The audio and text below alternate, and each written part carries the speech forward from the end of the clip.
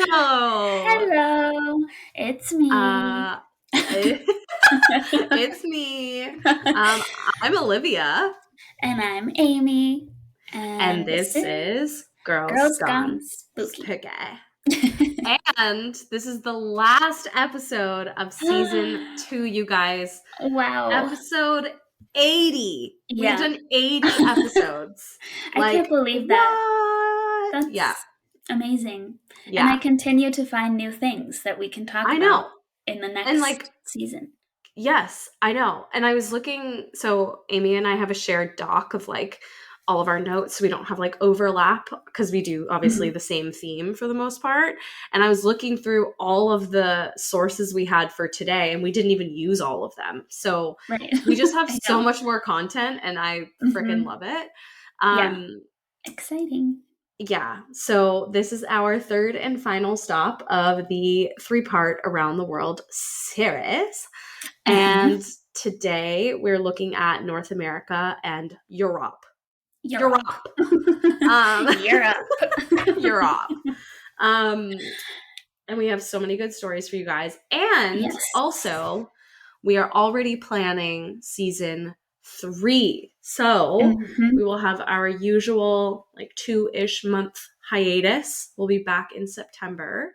But we really want season 3 to be full of listener stories. So we already are collecting some and we want to hear from you guys. We want to collect as many stories as we can during our summer break so that we can come out scary and swinging and prepared for the spooky season, aka fall. The best time.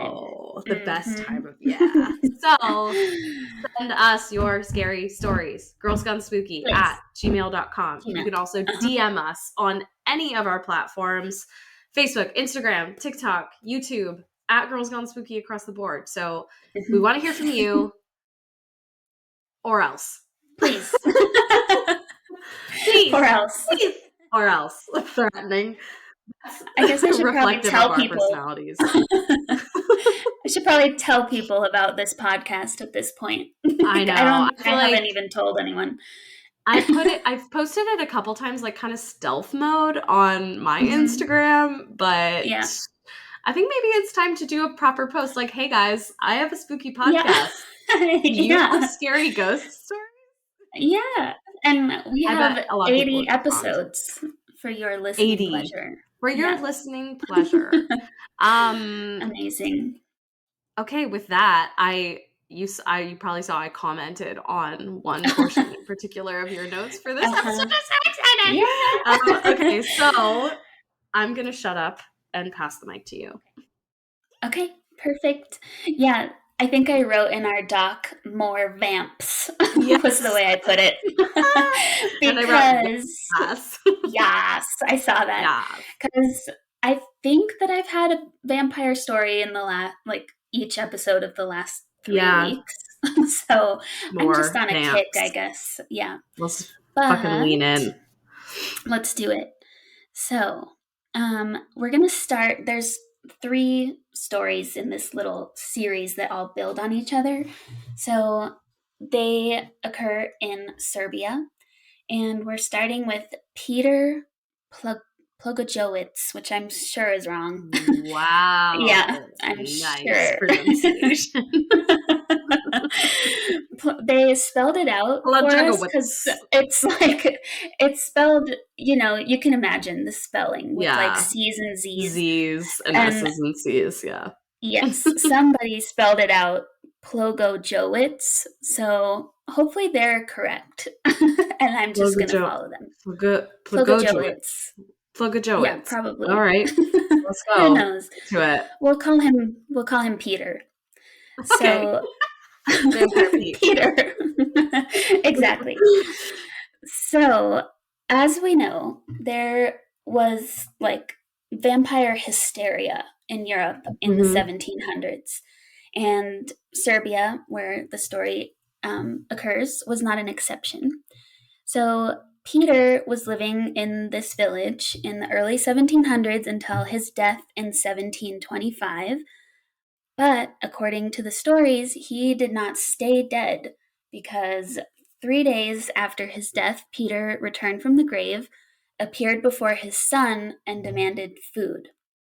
So, What kind of food? I don't know, Peter. but I guess it takes energy to fake die or whatever happened in this Yeah, I situation. guess. But Yeah, true. his his son gave him food, but then Peter came back again the next night. So his son, not having that much food for himself, said, "No, you're dead." So no. And the dad, Peter, he got upset by that. He left, but he gave his son a threatening look on the way out. A And threatening look. yeah, Fathers know how to do that for sure. that's for sure. Some intense eye contact. Yeah. But then the son shared this story with people, but the next evening he was found dead. So he was mysteriously killed, maybe. We don't really know. Perhaps. And yeah, after a few more days, there were 9 more people from the village that were found dead. So, 9? so that's a lot of people. Yeah, 9. Holy shit. Were they Crazy. drained of their blood by any chance? Well, check this out. Oh my god. Because before their deaths, each of these villagers complained of exhaustion and appeared to have lost large amounts of blood. So I don't know if they had Dun, dun, wounds or dun. what, but that's what the report Wow. said. This is very Salem's So, Lot. yeah, creepy. Stephen King vibes. So, that obviously suspicious, but even more so, they also all claimed to have had a dream where they were visited by Peter, the vampire. Oh my So, god. He's yeah, like Count he was Dracula, but haunting them. Serbian. I know. Yeah, I know. Spooky. So So, spooky. everyone was obviously really alarmed by this, so they got together 2 officers and an executioner, of all people, to set off to exhume the bodies of everyone that had died in this situation. And what they found in Peter's grave really shocked them because his corpse was perfectly preserved and his mouth was dripping with blood. So, as if he had just eaten something. But I don't know how long after his death this was. I don't know. And let's see. Oh, I just realized I was on mute. That's very yeah. like Smoking Gun-esque. Yes, I think It he's seems like really definitely clear. suspicious. Yeah. Yeah, very suspicious. So after they saw this, they pounded a stake into his chest for good measure. Like you And do. when they did that, blood shot out. And that's What? not normal necessarily because his No. blood would have been coagulating at Yeah. that point. So that's a little odd as well. And that also just reminds me, have you seen Dracula Dead and Loving It? The Mel Brooks No. movie. Oh my god, you should No. watch that. You need Okay. to watch it. I'll watch that It's so tonight. funny. It's like on par Dead and with Loving It. young yeah, Yes. on Young par with Frankenstein? young Frankenstein. Okay. It's funny. And Dead there's and a Loving It. That's so scene good. where I know they're stabbing a vampire, I guess, and it's just Mhm. like an insane amount of blood shooting out, and that's what I'm picturing. I So guess let if me you know have if you like a see the same. yeah, I guess if you have like a belly full of blood, yeah, that would happen. But Yeah. ew, also ew. Gross. But it's so clearly fake in that movie. It's just comical. So yeah, The definitely best. watch it. Okay. Um, but let's see. Okay, so that wasn't enough because then they also burned his body, and then they decided we need to do the same thing to all these other bodies so that they don't become vampires too. Oh, So right. they drove stakes into their heart. I don't think they burned everyone else, but they filled their coffins with garlic and white thorn before they were reburied. So, Okay. yeah. So, not long after Peter, though, there was another really highly publicized vampire incident in a nearby village, so also in Serbia. And this is the case of Arnold Paule, which I'm sure is also wrong because that sounds Italian and not Yeah, a Serbian, little but bit. it's Paole. So I don't know. Okay. Um, so he was another accused vampire. His story became so notorious because it was really well documented. Because there was direct involvement by the military and like law enforcement and physicians who all Oh, wrote reports about what was happening. this is the same time So, frame? yeah, it's, Oh, I wow. think, like only 2 years after, or a Oh, year wow. even. So, Okay. very close succession. Um, I keep losing my spot. Hang on. Okay, Arnold, he reportedly often mentioned that he had been plagued by a vampire in his former village before moving to the one where all this went down. And Mhm. I don't know what plagued by means necessarily, but maybe visiting in dreams, that kind of thing. Um, but Arnold had cured himself or prevented himself from becoming a vampire by eating the soil of the vampire's grave and smearing Ew, himself dude. with blood. Which God. I don't know what gave him that idea that Extreme? that's what you should Yeah. do, but Like the most yeah. extreme thing you possibly could do. Like Uh-huh. eat something Right. inedible and then cover yourself in Yeah. blood. Also, Right. our Uh-huh. mascot is being real chatty tonight, Yeah. so Does, sorry. Thanks. Come here. does he need something?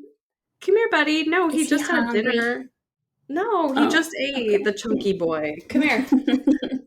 Come here, Mr. Bonks. He's just being demonic for the Thanks. last episode, Okay. you know? Doing what he does We'll best. just let him be. Yeah, Okay. let him be.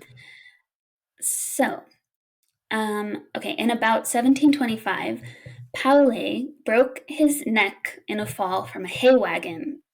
He died from that. I Yeah. assume so, yes. Yes, He obviously. survived. Yeah, that would be maybe more disturbing than a vampire. Match. Ugh. Broken neck. Oh, gross. Very haunting Gross. of Hill House. Yes, yikes. No, thank you. Mm-mm. Um, okay, so then within 20 or 30 days after his death, 4 people complained that they were being plagued by him.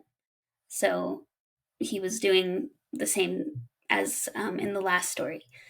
Pita. And the people, yeah, exactly. The people that were complaining, they all died shortly thereafter. So, This is so because weird, of dude. that, I know it's very bizarre. I'm sure there's modern medical explanation for all of these things, but it does seem strange, and I totally get why they thought this is vampires. Like all the For blood, sure, yeah. everything. I don't know. So, who knows? But let's see, 40 days after he died, they opened up his grave and they saw that the corpse was not decomposed at all. His veins were replete with fluid blood, and that fresh blood had flowed from his eyes, nose, mouth, and ears, that the shirt, the covering, and the coffin were completely bloody, that the old nails on his hands and feet, along with the skin, had fallen off, but that new ones had grown. His body was red, his hair, nails, and beard had all also grown out again. So I don't know I'm what to make of that. sorry. That sounds Hmm. that is such a disgusting visual. Yeah. I should have warned you. It's His gruesome. skin fell off and then new red skin grew back. Yeah, apparently. And all Bro. in the Oh, span of 40 days, which is not that long, I don't think. no. Because No. I don't know. I tried to look up the stages of decomposition, but then I was thinking, like, what are these Google searches going to look like if somebody's looking at my computer? Like, how long does this body take to decompose? You're like, chemical expectorant for body decomposition. You psycho. Oh, that's so funny. I'll look it up. I have no shame. I'll incognito. I did look. They say it takes 10-ish years to become a skeleton. So I know that much. But I don't know, like, how long you're bloated and then how long to become for a whatever else. That's a long time. Yeah. You got to wait a long time. I mean, it's just like the next phase of your ghoul era. Just resting. You're like, I'm just resting right now. And then 10 years and you're like, skeleton mode activated. Exactly. I like that idea. I think that's great. Isn't there like a trend going right now where people are like, I need to rot in my bed for X number of days before I can be fine again? Oh my God, probably. I turned off my personal TikTok, like not our TikTok, but my personal one. I turned off notifications, so I'm just like not as active on there. Because if I have notifications on, I'm on that bitch every day. But I was like, I need a minute. And now I only really log on to ours, except to just like check my inbox on the other one. Our feed is so fucking scary. So scary. Really? Like, I can't go with like ghosts and stuff. Yeah. Oh my God. And like, okay. Even jokey videos and stuff. I have so much stuff bookmarked to go back to in the light of day because I actually get. Okay. Wow. Anyway, yeah. So I don't know. Probably I just need to rot in my coffin for 10 years. And then for 10 years. I'm ready. I love it. Something to look forward to. Exactly. Not for a long time, though. Yeah, not for a long time. Not for a long time. Many decades. Yeah. Yes, exactly. Oh, God. Okay. So his body is crazy, and let's see. Okay.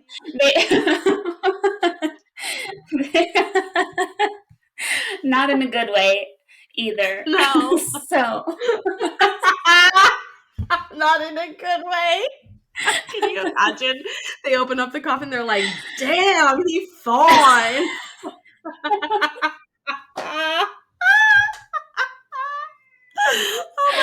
Oh my God.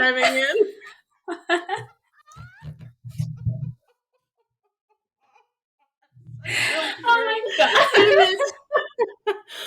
Damn, he looks good. For 40 days dead. Oh my God.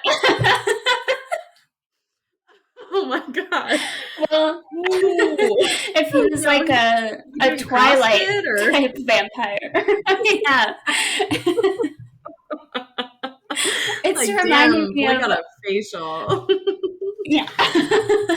Another thing that was going around for a long time, the Adam Levine, like his messages to that girl that he was supposedly cheating with, remember? It's like, what did it say? Like, holy fucking fuck, your body's insane or something like that.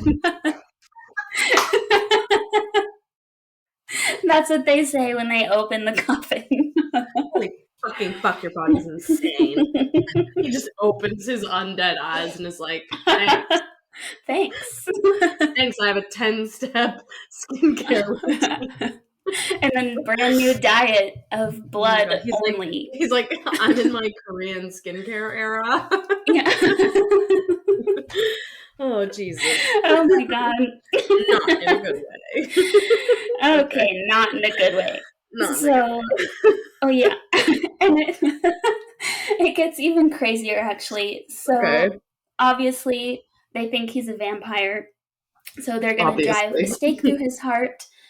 And when they do, he yells, he shrieks, and groans. So that's what the report said. He's a frightful shriek. as if he were alive. So he was And also we're not bleeding, just like, making oh, sounds. confirmed there are vampires. Like, what? Right. I know. So, Wait. yeah, because when I was. Sorry, This he's being article so did loud. say. Oh, that's okay. He's Sorry, just continue. telling stories. That's okay. Yeah. This article did say that people read these reports and were like, this is definitive evidence that Seems vampires definitive to do me. exist. What the So, fuck? yeah. So then, again, same as with Peter, they also did the same thing to his victims to prevent them from becoming vampires as well. Okay. So then the third and final chapter was about 5 years later, so it's 1731 now, and a new vampire epidemic starts up, with 13 people dying within several weeks, some of them in just 2 to 3 days without any previous illness at all, and others after only a very short time of languishing, they say, so having any sort of symptoms. Which, I mean, could be like the symptoms of the other people where they're just like exhausted and dreaming of this guy. Quote unquote, dreaming of this guy. Yeah. Yeah. Being tormented or whatever. What did they say? Who knows? But obviously, with the other vampire incidents fresh in their minds, they demand an investigation into these deaths. And this investigation includes, I think, 2 military commanders, 2 military surgeons, and then other main people, like authorities. Yeah, others. So they, again, in this situation, exhumed the bodies of these 13 people to find, they this time found that some of the bodies were decomposing as normal, while others were, again, very well preserved with blood on their mouths and also fresh blood, not coagulated, in their systems, seemingly still flowing. What? So, bizarre. So I assume they didn't go into detail, but I imagine they also staked these people and did all those terrible things. They're like, that's probably fine. But just leave them. It's okay. Yeah, they're fine. We've done this before. So after they do that, the officials meet with people who had information about the victims, like what they talked about in the days leading up to their deaths, etc. And at last, they found that Arnold Paule, from this first round of vampire epidemic, had killed not only the victims that were attributed to him, but also several animals, like oxen and sheep, which the new vampires in this current story had eaten. So they said that that's what caused them to become vampires, is eating meat that a vampire had killed. Or another version of the story was that one of the women ate a sheep that had been raised by someone who was a vampire. So I guess it's just bad vibes to eat meat that's associated with a vampire. So interesting. I don't know. Yeah, and that's all very compelling, though. Like, very. Excuse me. In terms of like vampires, like existing or having existed. Yeah, yeah. I agree. No, that's okay. I agree, and there's no real resolution to that. Like, I don't know how this whole saga ended.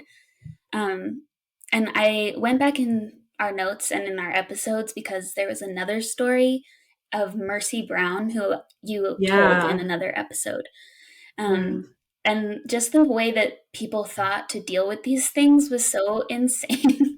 I think with Mercy, it was that she had tuberculosis and they thought she was a vampire. And when she died, they made her little brother like drink her blood to prevent him becoming a vampire.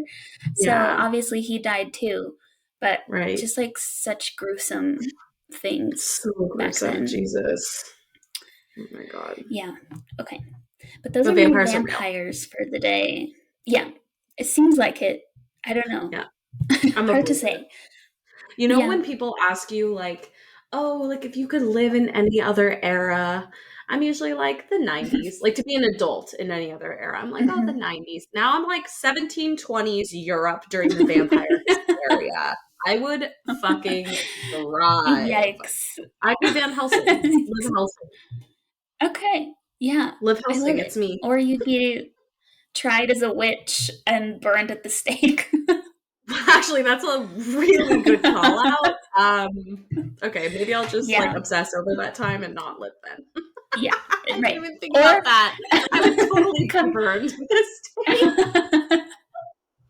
Or come back at that time as a man in a different body. Yeah. So, interesting choice though. Either way.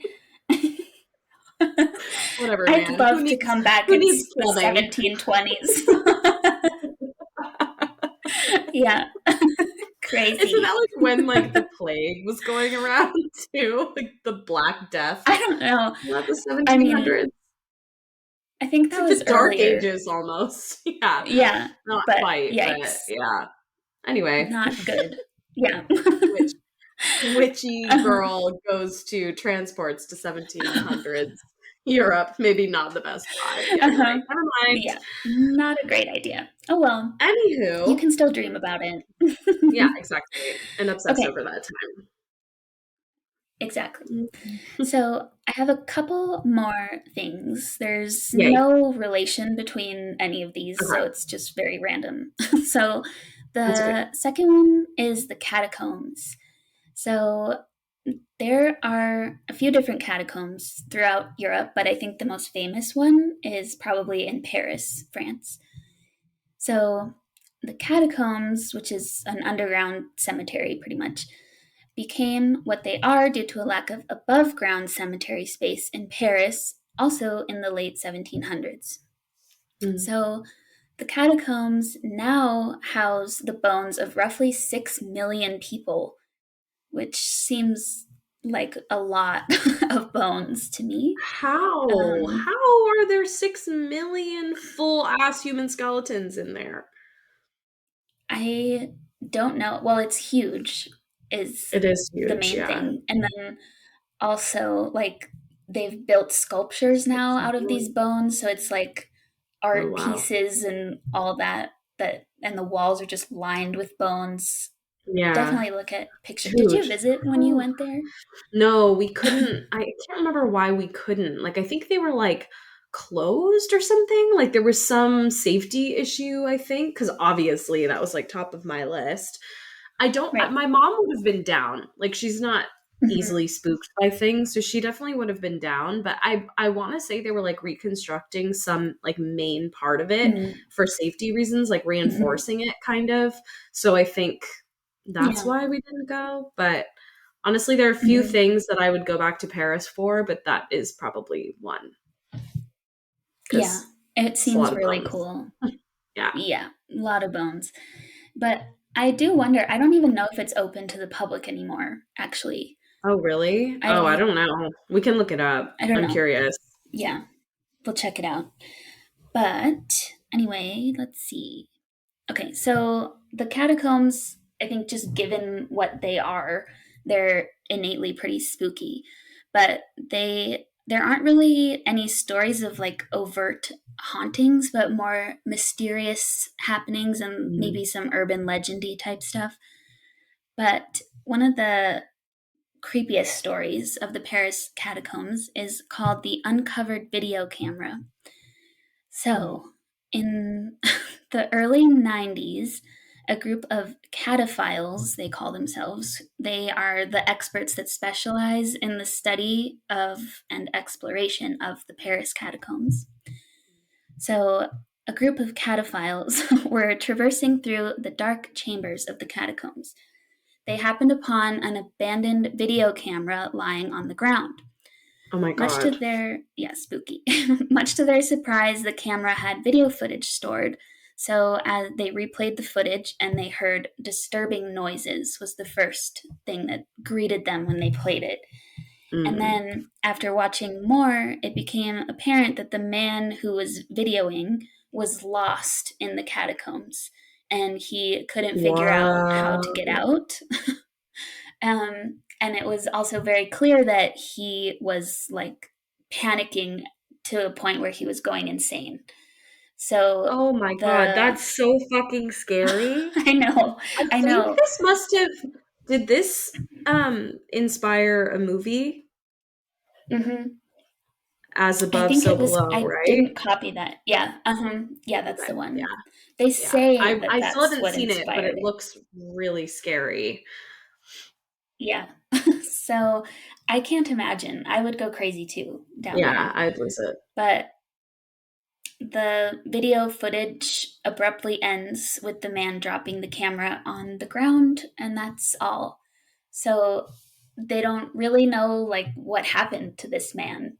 Like maybe he got out and just never said anything, but I don't know. It's a mystery. Mm-hmm.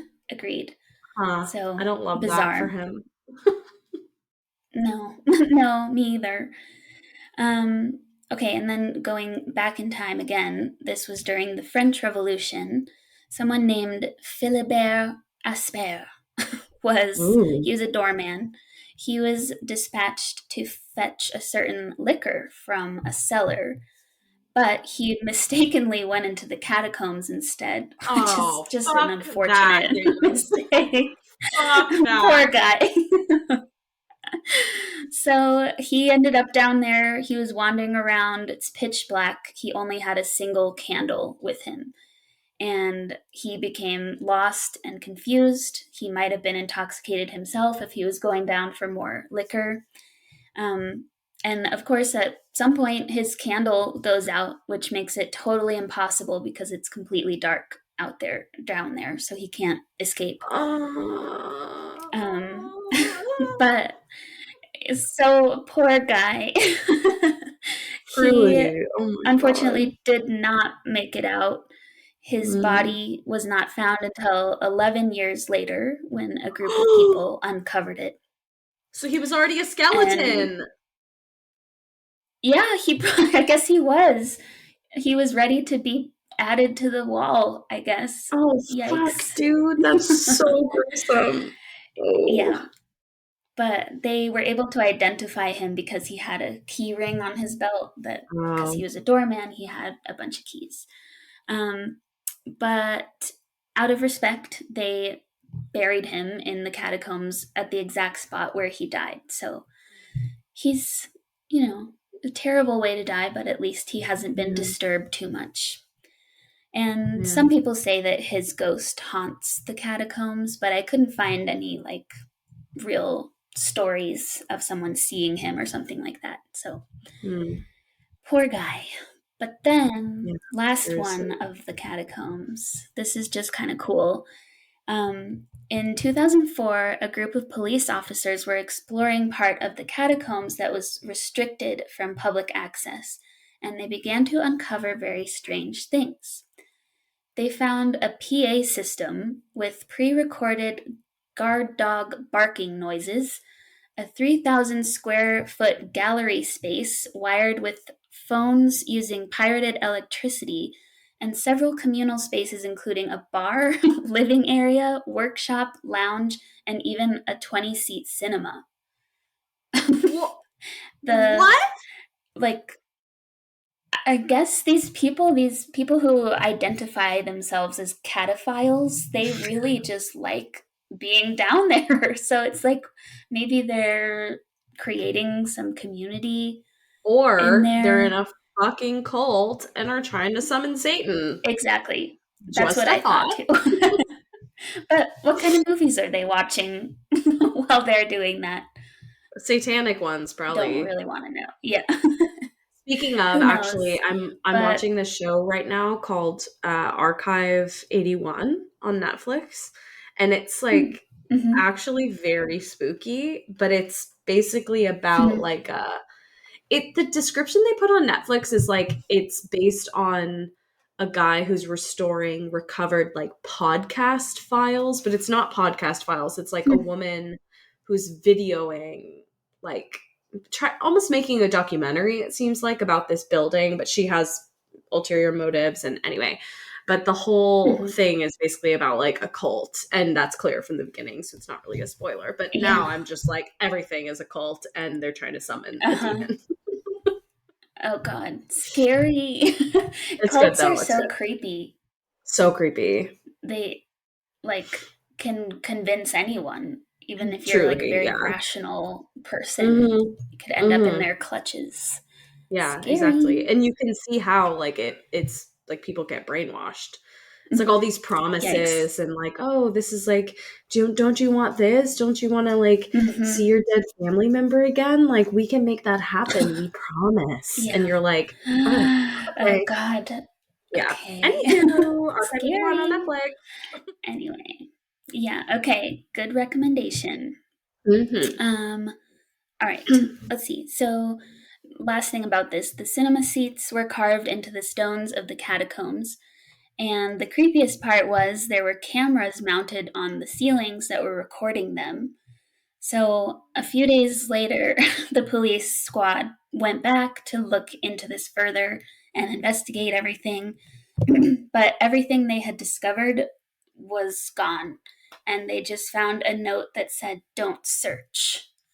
So, ominous. I Wait, don't know Amy, what that wait. means, but What? Like everything was gone, including like the cinema? How'd they destroy that? I don't know. Maybe the seats were still there, but like Yeah, everything else that they had the found equipment and was stuff. gone. Whoa, Yeah. So that's creepy, crazy. but still want to visit. So maybe Yeah, one day. retweet. Same. We should go together. Girls Gone Spooky takes Yeah. Paris. Ooh. It's like we're Oh like my Mary gosh. Kate and Yeah. Ashley Olsen, but like passport to With Paris, the but make it haunted. spooky. Oh my God. I love those movies so Me much. too. Me That too. would be a dream. Mm-hmm. Okay. Now, I just have one last place. I was gonna have two, but I ran out of time. And I think we should make this an episode for Ooh. next season because there Okay. were some good ones on this list. But I just have one. It's a Scottish castle. And the reason that I chose this is because the Keith family castle was on this list of haunted castles, but What? I didn't. That's the one I ran out of time to do. So Oh, okay. I That needs its own will do episode that for later. sure. Yeah. Yeah. Yes. Yeah. Okay. So we'll do instead the Fyvie Castle, which is near Turriff, Aberdeenshire or Shire. I'm not sure how they say that. Um, so this castle has some weird stuff going on. There are some legends surrounding it, and then some ghosts that they say live there. You can take ghost tours here, which is cool. Um, but the main legend is called the Legend of the Weeping Stones of Fyvie. And upon visiting the castle some time ago, like way, way long ago, I don't know why they wrote it like that, Thomas the Rhymer, also known as True Thomas because of his future telling abilities, spoke of a prophecy about Fyvie Castle. And they have the exact words of the prophecy on here, but it's in Old English, so I'm just going to skip it because it's Okay, very yeah, not confusing. readable. No, not readable. But basically, it talks about how the stones that built the castle were taken from a sacred burial site.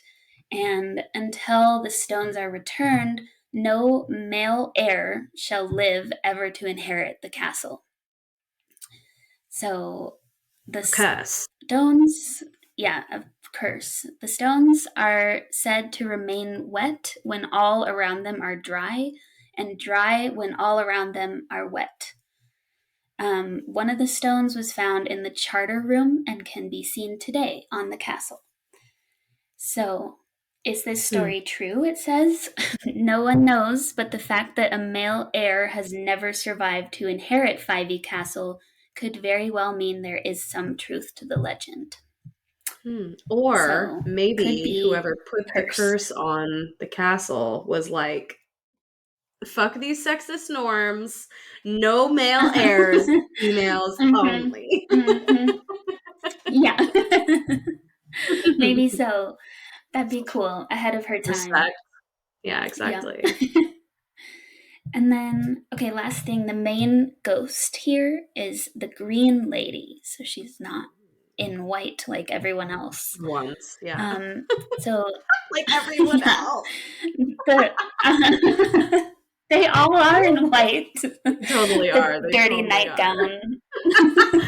That's really scary. Hello. Yeah.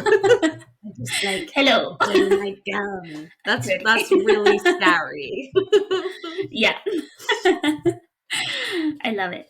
Okay, so the Green Lady, she's thought to be Dame Lilias Drummond. She was the wife of Sir Alexander Seton. And after producing 5 children, none of whom were male, Alexander grew impatient. So he was longing for a son, so his attentions turned toward the cousin of his wife. Her name was Griselle Leslie. Yeah, yuck. Heartbroken and betrayed, Lilias retired to their home in Fife, where she became ill and died shortly after. So Alexander married the cousin, and on the night, yeah, I know, of course, on the night of their marriage in their bedroom in the castle, the story goes that they could hear heavy sighs coming from outside their window, believing it to be Lilias. nothing more. I know. They believed it was the wind, but upon opening the window in the morning, Alexander found the name D. Lilias Drummond carved into the stone, and it can still be seen today, which is just crazy to me. That gives me was she there out the window? I know. She was totally there. She was like, got her revenge. Little bitch. Traitors, both of you. So, wow, good for her. Fucking respect. So, yeah, amazing. We should add that to our European tour of Scottish castles. Scotland. Yeah, I'm so here for that. Wow. Okay, amazing. Well, yeah, that's it for today. That was a lot. Apologies. We migrate from Europe to New Europe, which is the United States of America. Okay, America. Okay. Welcome. Okay. Sorry, guys. Quick hiatus for me to bio break. Okay. So we are here in America, and I wanted to just really quickly give an update on the Austin serial killer. So before we jump into past spooky things, so I know Fox News is not the most legit site, but it seems that the media at the very least is actually classifying this killer as a serial killer. And it's the first known serial killer in 138 years in Austin, which is crazy. Wow. But there are a lot of questions still around what's going on. However, this site, I have to send this to you, Amy, because it's just so goddamn funny. When you open a news site that's a little with the pop-ups and stuff, and it has a pop-up video of a clip of the article. It's interviewing all these drunk ass people on Reddit, asking what do you think about the Austin serial killer? And I think it's totally real. I don't know what the police are saying, but I think it's totally a serial killer. 2 bodies showed up in the lake. Just so drunk. I was like, oh, that's so embarrassing. The most valuable input they could get. 100%. So I wanted to quickly note the serial killer from 138 years ago was called the Servant Girl Annihilator. Oh, wow. Yeah. That sounds 1885. Horrible. Yeah. And they were believed to have killed 8 women. They never captured a suspect. So, fast forwarding back to the present day, Texas police and U.S. Marshals announced the arrest of someone for the Rainey Street deaths, a man named Raul Meza Jr., who's a 62-year-old, in connection with the murders of a former probation officer who was an 80-year-old named Jesse Frega, who'd given Meza a place to stay for a bunch of years. And then Gloria Lofton, who was 66, who was found dead in her home in 2019. He has killed children in the past, has been in and out of prison for decades. Frega, who was the parole officer, was murdered on May 20th. He allegedly strangled him with a belt, stabbed him, and severed his spine, which is what prompted the police to go after him in the first place. He ended up calling and turning himself in. He said on the phone on May 24th, so 4 days later, while they were chasing him, he said, "I think you're looking for me." Oh, wow. Yeah. And they have, I guess, like a criminal profiler and psychoanalyst on the case named John Kelly, who said like that was a very rare move. He has a lot of experience interviewing serial killers. He told Fox News Digital, "This totally makes him different right off the hop. Where have you heard that before? Hey, I heard you guys are looking for me, and I also killed this lady and this guy." So weird that he kind of, I don't know. So I'll just read a quick like snippet from here. At a news briefing announcing his arrest, Austin police revealed that they were looking at Meza in connection with other slangs in the city. Separately, they told Fox News Digital that those deaths are not linked to a series of drownings at Lady Bird Lake near Rainey Street. Quote, "We have between 8 and 10 cases that kind of fit these similar circumstances that we're looking at," Austin Detective Katie Connor said during a news briefing Tuesday, but that could obviously grow. So weird. It's like, no, the arrest hasn't changed or affected, like, you know, that there's no evidences of like a serial killer, like this doesn't change anything, but there seems to be a lot of implication that like they aren't currently saying Meza did those, like killed those people too, but it seems like they're starting to look into it. They're still claiming like there may not have been foul play in those drownings. And it's like, doesn't make any sense. Seems unlikely. Yeah. So anyway, Kelly, who's the serial killer, and like psychoanalyst, said, quote, "I can't say that this guy did anything at Lady Bird Lake, and I can't even say for sure there is a serial killer at Lady Bird Lake. But what it looks like to me is that there are suspicious deaths at Lady Bird Lake." And I think that when you have a pronounced up close in your face serial killer bragging to you about his murders, you certainly have to see if he was at Lady Bird Lake. It's like, no yes. State the obvious.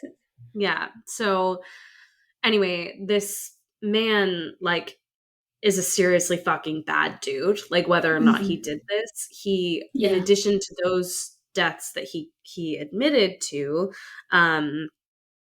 he shot and wounded someone during a robbery in 1975 when he was 15, which Kelly says is very unusual for the patterns of a serial killer. Typically, they develop patterns between 25 and 35, but he was very young for his first kill. And then this is like really, really heinous. So huge content warning here. He raped and killed an 8-year-old girl after he got out of prison in the early 1980s, a few years before his 25th birthday. So he was just awful, extremely heinous, like from a very young age. He doesn't have a type, like for a victim, clearly. Men, women, age seems irrelevant. Anyway, this guy seems fucking heinous, and it seems very possible that he killed these people. Yeah. So, anywho, just a quick little update on Austin. So, stay safe out there, my Austin friends. And yeah, hopefully now that he's in custody, there will be no more murders. Yeah. Fingers crossed. Oh, scary. Yes. So, now I take you to my official spooky things. And this one is very fun because it's very close to home. It is from Notre Dame de Namur University in Belmont, California, which is the university attached to where I went to high school. And this is about a place called Ralston Hall, which is on the property of NDNU, and originally was run by the nuns, the Sisters of de Namur, but has changed hand a little bit. It's where my parents also got married, which is just like so weird. How funny. But yeah, has been known to be haunted. Yeah. So this is an article that's actually on the NDNU blog, written a long time ago, back in 2008, but resurfaced. My mom actually sent it to me a little while ago, and she's like, "Oh, good fodder for the podcast." And I was like, "Heck yeah, it is." Absolutely. So this article was written by Lynette Natividad. So I'll just read you a couple little snippets. So Ralston Hall Mansion belonged to William Chapman Ralston, who was a businessman and founder of the Bank of California. The mansion took 3 years to build, and parts were based off of the Palace of Versailles. It's beautiful. I've been in there several times. I used to do like a charity musical of A Christmas Carol, and we do our like gala. It all was for charity. So we did our like fundraising gala there. And there are definitely parts that are, it's extremely grand. There's like a living room. It's not even a living room. It's like a gigantic space, ballroom. That's like all mirrors, which has a very like haunted mansion energy to it. So it's a super beautiful place, but it's also very eerie. The mansion consists of 4 levels with a ballroom, a dining room, a tea room, bedrooms, and numerous other rooms. In 1875, the year that Ralston's financial empire fell, his body was found in the San Francisco Bay. Some say that he died of a stroke while going for his regular swim, which he was known to do. Others say it was suicide. And since then, Ralston Mansion has passed hands many times and has been turned into a girls' finishing school and even a sanitarium before it was converted to an administrative building for NDNU. And it's been an admin building for over 80 years now. Students and staff alike have had their own personal encounters with the paranormal in this building. Ironically, none of them involve ghostly sightings of William Ralston himself, but instead many have the eerie feeling of being watched. People have seen the occasional light flick on and off by its own accord. Others have heard eerie sounds, such as the floorboards creaking where no one is walking, doors shutting and opening on their own, and other undecipherable noises. One of the more popular stories of firsthand encounters come from the admin staff in the early days of the mansion. Ralston had a bowling alley built into the mansion. Although it no longer contains a bowling alley, mansion staff claim to have heard the unmistakable sound of a bowling ball being thrown and the sound of bowling pins crashing to the ground. Wow. Crazy. Interesting. Yeah. It's unexplainable, said Matthew Irvine, an administration employee who heard the noise. I'm a skeptic myself, but once I heard that loud crash, I didn't know what to think. I have to admit that was super creepy. Others refuse to believe the mansion's haunted. This is stupid, said Frankie West, a senior at NDNU back in 2008. The mansion isn't haunted. It's just a bunch of stories to scare the freshmen. These stories circulate every year and they get more ridiculous. People need to learn to stop being so gullible. A haunted mansion? Really? I don't know. What do you know? What do you know, Frankie? Come on. Yeah. So whether it's the eerie chills or the mysterious noises, Ralston Mansion, although beautiful, can be quite frightening. Haunted or not, one thing remains certain. No one has ever dared to go into Ralston Mansion alone at night. Not even the skeptics. Oh, that was like very well done article. Yeah, it was. That was fun. Good one. Good one.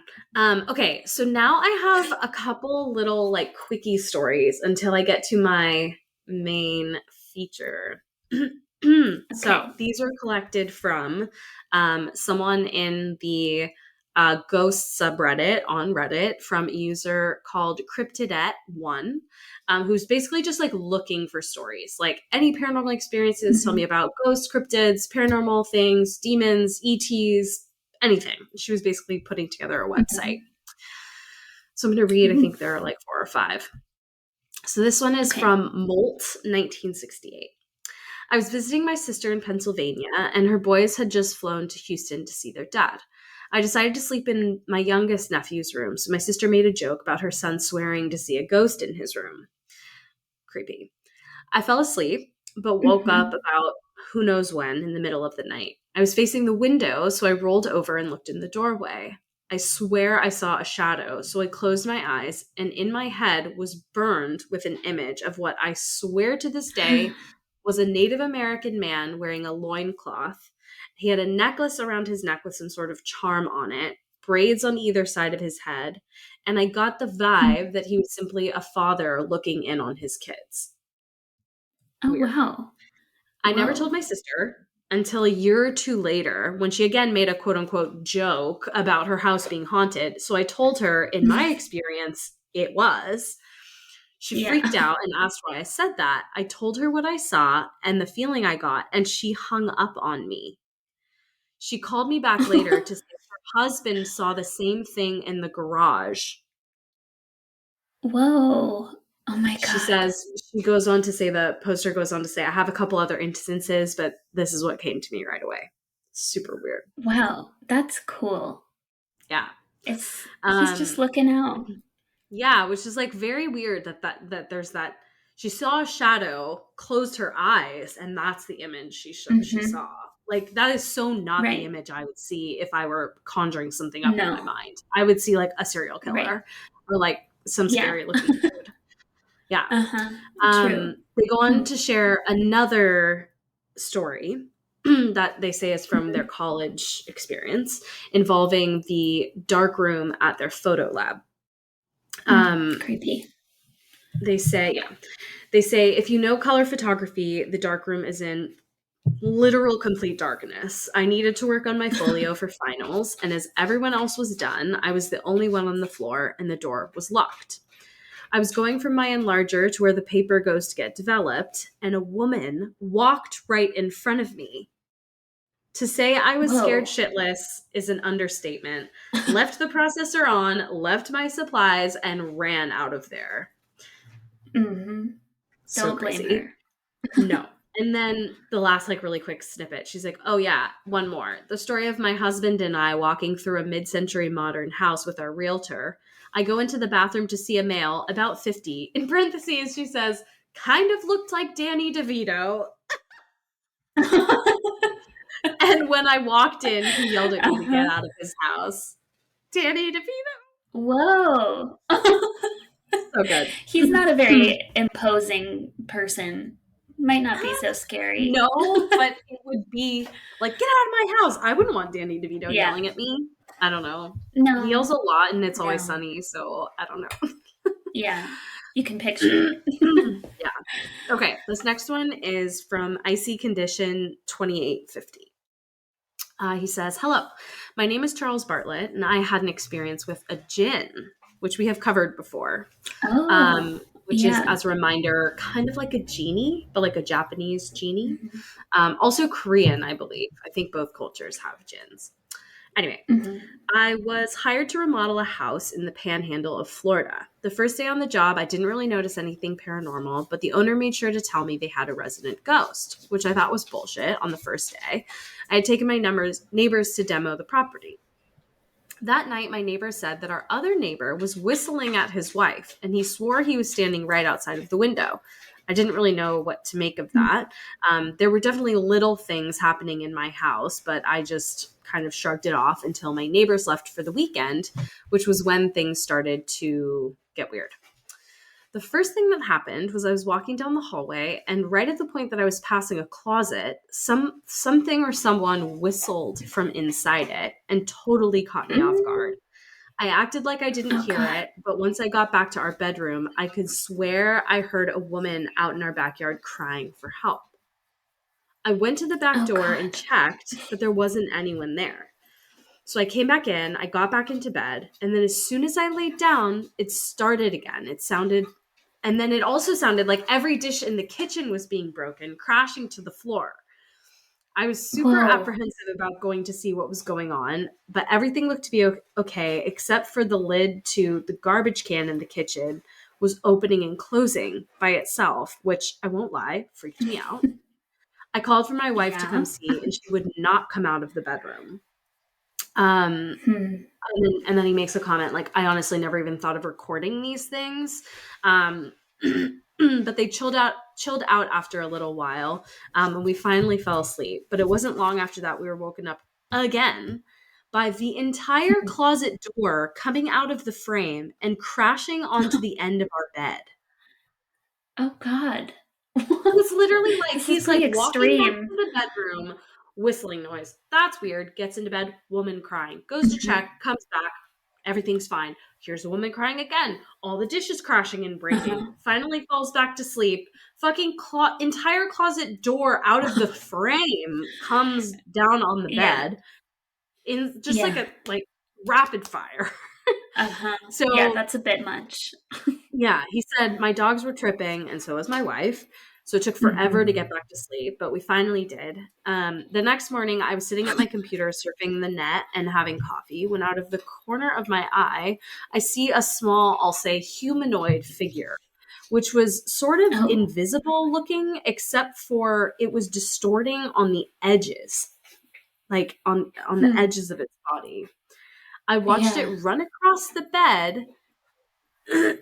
And then it jumped to the floor and went into the hallway, and I felt like it was trying to torment us. It started moving things and making noises all the next day. This was on Sunday, so I knew my neighbors were coming back soon. They finally got home about 8 that night, and I went over to their house and told them everything that happened. Of course, they didn't believe me, so I just stopped talking about it. To my relief, all of the activity in the house stopped, so I guess it was attached to my neighbors, but they never brought it up. So I just left it alone. Whatever. There's like this whole story that he never told until he read a book about jinns who, if you didn't listen to the jinn episode, jinns are like very mischievous. Excuse me, sir. Sorry. Yeah, he's Oh being real loud. Real loud. Hey, buddy. Hey, can we stop scratching that? Thank you so much. Sorry. So they're very mischievous, and again, they're like genies, kind of, but they're not like cool, like Aladdin genies. They're like tricksters. So it would make sense that he felt like it was tormenting them. He reads a book about things that jinn like to do, and one of them is whistling. So it was sort of like the whistling was signifying its kind of entrance into the home and into their lives. It was like very creepy. Oh God. Very scary. Yeah.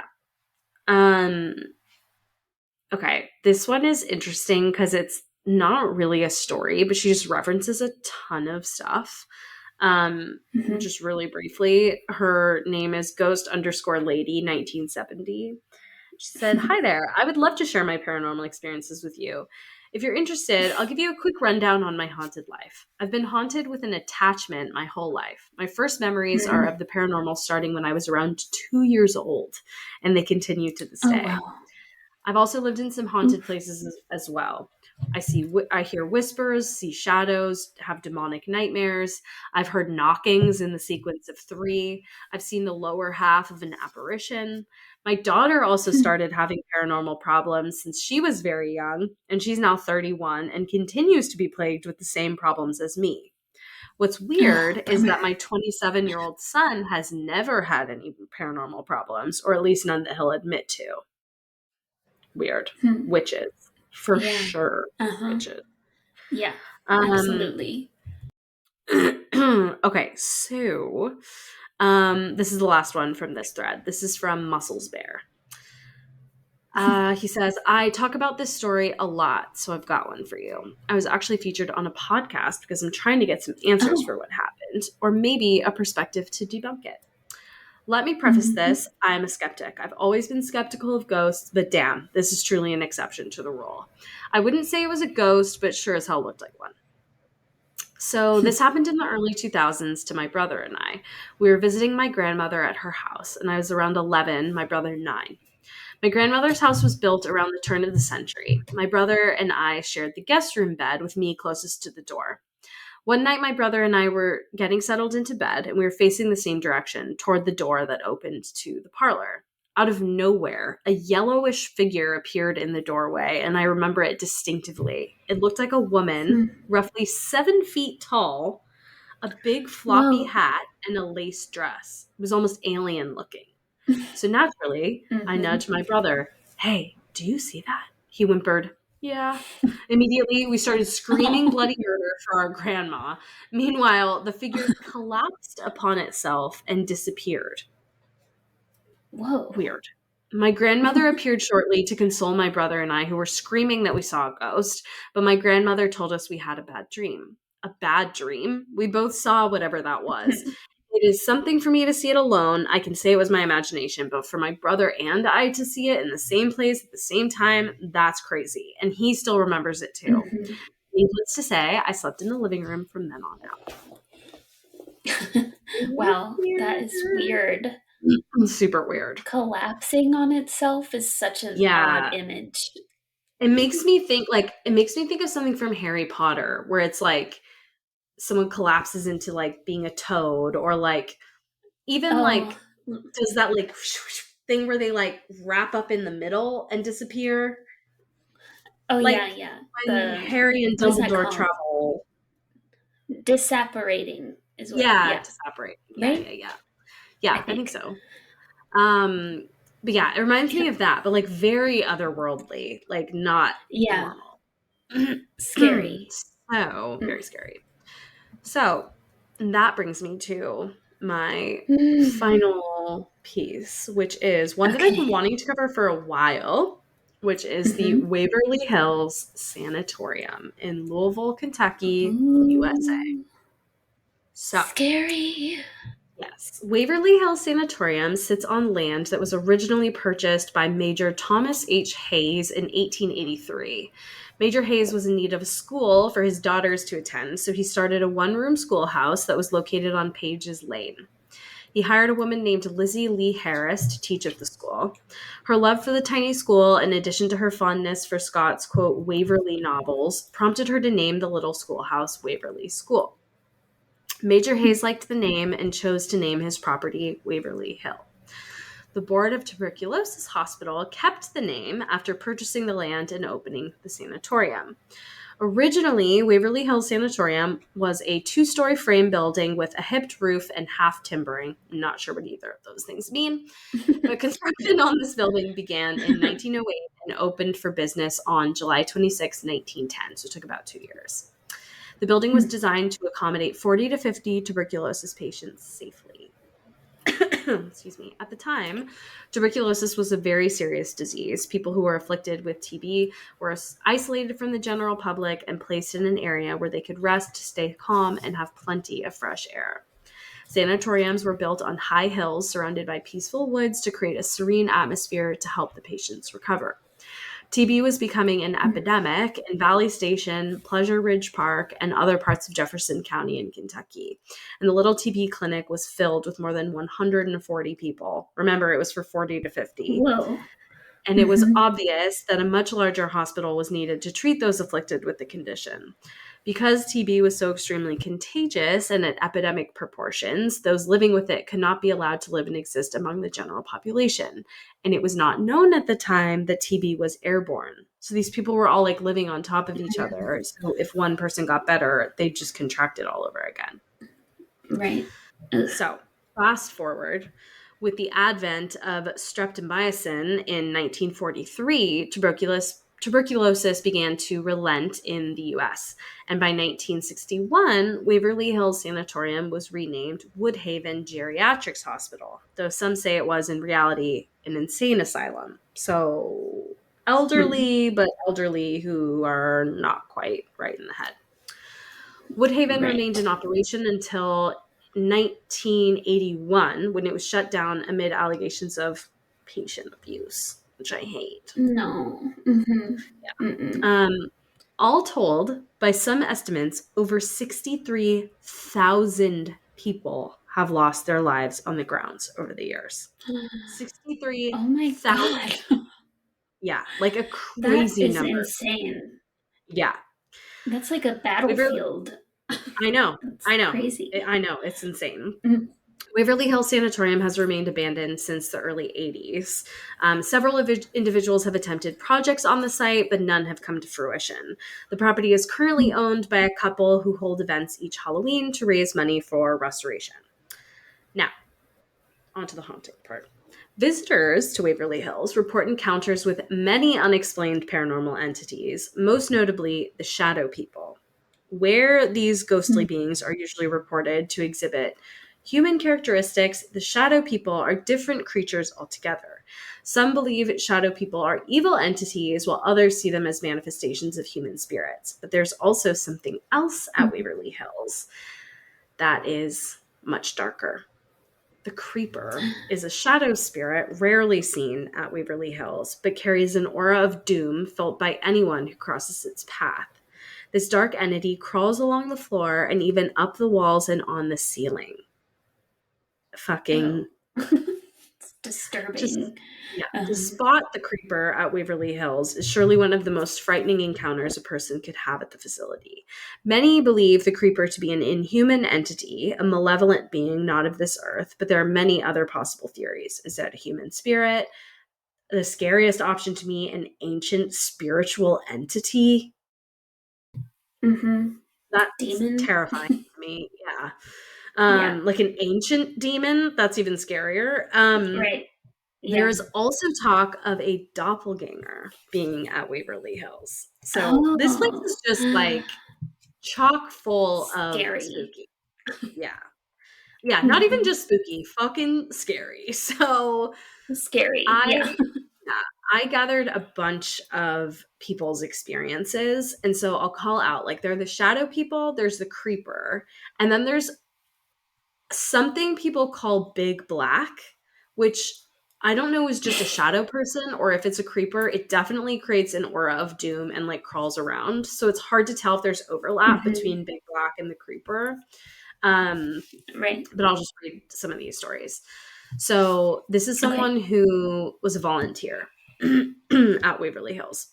The first time I encountered the creeper, I was coming out of a doorway on the left while guiding a tour group. We were about to take a break on the rooftop.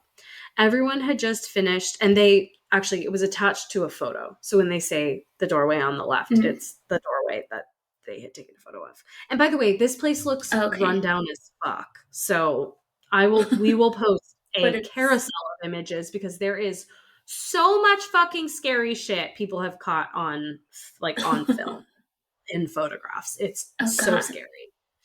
Okay, sorry. We're about to take a break on the rooftop. Everyone had just finished a walkthrough of room 502, which apparently is a very scary part, and entered the ward that I'll say it says UC pictured, but we will post it, which leads to a rooftop patio.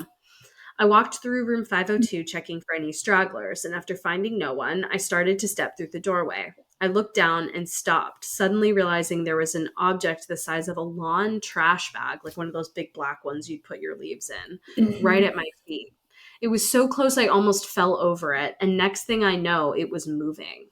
I was in shock as the black object scurried to the left of the room and disappeared into the darkness. Whoa. Scary. Nothing. This is another person working as a volunteer. I've worked as a volunteer at the Waverly Hills Sanatorium, and I've been on many tours and investigations. By the way, this place has had like every paranormal investigator you can imagine has been there. Like Zach Bagans, everyone has been here. I will start by saying this. It doesn't matter who you are or what your beliefs are. Things happen in that building that are not explainable. I've seen people get possessed, and I have had something attempt to take control of me as well.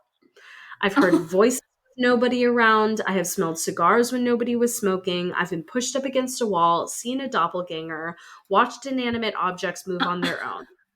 Yeah. But the most impressive thing to Whoa. me is when I was doing an overnight investigation with 2 small groups in the building. I walked down to where the restrooms are, while my significant other, cousin, and his wife were standing on the 4th floor, along with a couple of people from the other group. My significant other is a complete non-believer. She refuses to accept anything as being paranormal. When I walked back up to the 4th floor, they weren't there. I ended up finding all of them on the 2nd floor shaking. After I had walked downstairs, they all saw the exact same thing at the exact same time. And keep in mind, a couple of them are total strangers to one another. They all saw a very large black shadow move towards them in the hallway, as well as a smaller shadow come crawling on the floor rapidly. Ooh. Like, I would lose my goddamn mind. Yeah. Oof. My significant other, who doesn't believe, was in tears. None of the people in that group would go back to the 4th floor, and it really is something to take a total skeptic, let them see something so unexplainable for themselves. I will throw this out there. Hopefully it's allowed here, but I would be happy to answer any questions anybody has. I am not, nor have I ever been paid by Waverly Hills, but that place truly is amazing to me. Wow.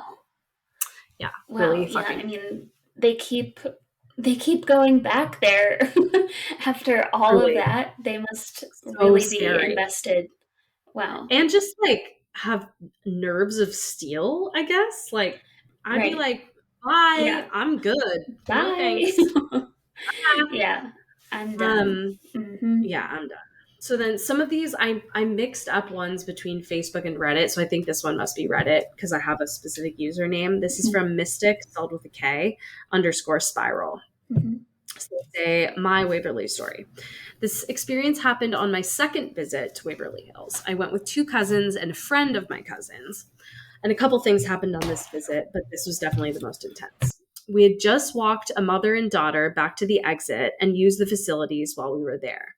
3 of us, my 2 cousins and I, decided to head back up to the 4th floor. The 1st floor at the time was decorated for the annual haunted house with paint on the walls and props stored in many of the rooms. Because of this, we didn't want to hang on the 1st floor too long, thinking that nothing much would happen. But remember, the couple that owns it puts on this like Halloween fundraiser, right? So this is like normal. It's like creepy haunted house vibes, but it's like probably kind of hokey. Yeah.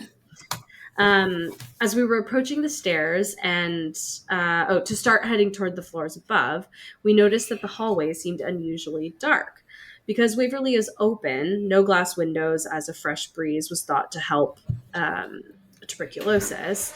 And we were outside the city of Louisville, and there was a full moon. There's quite a bit of light coming into the building. Oh my God, this is freaking litter box. Second time it's gone off this episode. Like, why is he doing this? It's funny though, because when I listen back to the recordings, he does. It doesn't actually make that much sound, so I'm just gonna keep going because I think the post production cancels out the noise. So if you guys can hear that, I'm so sorry, but it'll be okay. Okay, so there's a ton of room or light coming into the room from the full moon, and there's no glass on the windows. They're just open holes in the wall. There are also lights outside and exit signs within the building, for safety reasons, obviously. So there's typically enough light to see fairly well, and even more so this night because the moon was full. What was down the other half of the hallway was pitch black. So we shrugged it off, headed onward, but within a few minutes, found ourselves completely unable to see ahead or behind us. I distinctly remember bringing my hand up and being unable to see it right in front of my face. We groped around and managed to grab each other, silently deciding to just stay still. And I'm not sure how much time passed, but probably only a couple minutes had gone by when from behind us we hear, "What are you doing?" We turned and there was a tour guide, and suddenly we could see again.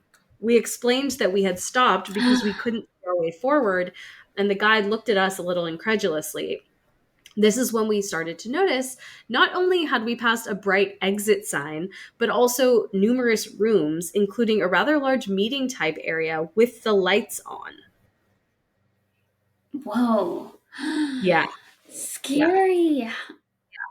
Oh, All in God. all, I believe we walked far enough to have passed 6 or so rooms without having seen them. All 3 of us decided it was Wow. a little weird. I think it's more than a little weird, but like, okay, no deal. Uh-huh. But Yeah. headed to the stairs to go Mm-hmm. up to the higher floors. We wound up running into a larger part of the group that had decided to stay together with a younger guide. The guide was in the middle of going over the types of shadow entities one might encounter at Waverly. The last one he mentioned was described as a giant black shadow that settles over the hallway, shrouding it in a deep blackness. We were all advised to go the other way if Oh. we saw it. This entity is what they called Big Black. My cousins and I nervously laughed Mm. out loud together, which irritated the tour guide. He accused us of thinking it was all fake, and we assured him we didn't think so at all because we had just been No. inside of Big Black. Oh, So, God. Wow. yeah. Yeah. Um, Big okay, I've got Black. a few more like quick ones. This is from My Soul Must Be Iron. Yeah, probably. They say, I went here maybe 9 years ago. Some very crazy stuff going on there. There was a point where the group I was with were sitting in the main hallway. We looked down into the darkness at the end of the hall, and we all saw 3 figures, blacker than the darkness surrounding them. And we all confirmed with each other that we were seeing the same thing. But if that wasn't creepy enough, the figure in the middle was swaying side to side. And then they were Oh. kind of glitching toward us. And I think everyone can Mm. imagine what that would look like. Like tick, Yes. and suddenly Yeah. it's closer. Ooh. We pieced Uh-huh. out when that started No. happening. Yeah, Yeah. don't blame me. Smart Um, move. yeah, this is from Rebecca Bryant. We stayed overnight. Why? Back in August of 2012. Yeah. Um, no one had told us about Big Black while they took us around, though the guide mentioned the creeper. Hours later, 4 of us were on the 4th floor and I looked down the corridor. All of a sudden, I realized that it was super black. Like all of the ambient light from the city, the moon, the stars was just gone, and that the blackness seemed to be moving towards us. When the emergency exit stair light went out about 20 feet in front of us, I pushed my group down the stairs behind us. I refused to go back on the 4th floor for the rest of the night. The creeper, I think I could handle. The little boy in the ball was fine. What little boy in the ball? What is that? But Big Black terrified me. I don't know. Apparently, there's a little boy with a ball, and that's creepy as shit. Yeah. Um, Ugh. this one is from William Barton. Me and my wife went last year, and we had some very weird things happen. We watched a shadow move from room to room on the 3rd floor. Later, I received a call from Waverly Hills on my phone that same night after we left. First of all, they were closed Oh. already. And second of all, my phone was home, not with me. The next day, after I Hmm. discovered the call, I called back, and the woman said no one had called. There was no record of the call. And besides, there was no one even there at that time. Chills ran up my back. Ooh. A year later, I still can't explain. And like I said, there are so many Mm. fucking scary photos that I'm going to post. Yes. Becky May Wow. asked, did anyone feel your ankle being tugged on? I think the 4th floor. I think it was right after they told us the story about the axe and the door. We smelled sulfur on the Oh, steps before the God. 4th floor as well while they were telling us the story. My friend's camera did. My friend's camera. Oh, I Like think they meant died. to say died, yeah. And it never worked again. But he got a really cool picture of what looks like a little kid looking over the ledge right before it died. Um, we left Hmm. and went to the car after that, but we Mm. saw lots of shadows there. And every picture of me that I had him take had a black mass in it hovering over my face. Oh, over her No, face? Oh, God. no. I know. Wow. Okay, 2 Mm-mm. more. I've seen the creeper. It was on the 4th floor. The 4th floor seems to just like really not Yeah. be it. Or I guess Don't go be it there. if you're into that, but okay. Mhm. Um, they tell you not to shine. Wow. Pa, pa, pa, pa. They tell you not to shine your flashlight up on the ceiling because of the bats. I had a feeling, however, that Huh? something else was there. I did it, and a dark mass dropped from the ceiling and got up like the T-1000 in Terminator 2 and crawled past me and my brother's coworker. As it did, I had a static feeling throughout my entire body, and another guy fell on top of me. I sort of confronted it, and it grabbed my ankle. I will never, ever forget that. I want to return in the future to see him again. Why? These people why? have... Scott Hayden, you have balls of steel. Okay, and last but not least is Dara Hendricks. I'm almost certain I encountered Big Black while on a tour last year. As we approached the end of the hall on the 3rd floor, this incredible blackness from floor to ceiling was right in front of me. Every hair on my body was standing on end, and I became super frightened. I had to just walk the other direction. As we approached that end of the hall sometime later, it was completely clear, and I didn't have a single bad feeling. So... Wow. Waverly Hills Sanatorium really do be haunted as fuck. Extremely. That is Extremely so scary. haunted. Yeah. And that concludes my segment. I've been waiting to cover that one for a long time. No. Yeah, Big Black's fucking scary. The creeper, it fucking scurrying around. Yeah. No, I'm good. No.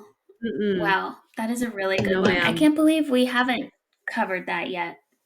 Amazing I know. job. I thought we had because we did like asylums, but it technically wasn't categorized as an asylum, not officially. So I think maybe I skipped it or like overlooked it. But I had it on the list for a long time, and then I was like, why have I not actually talked about this? And I was like, well, this is a perfect opportunity, and I feel like a very good closer for season 2. Yes. Booyah. Yep. Save the best for last. Wow, you guys. Wow. Season 2. That is a wrap.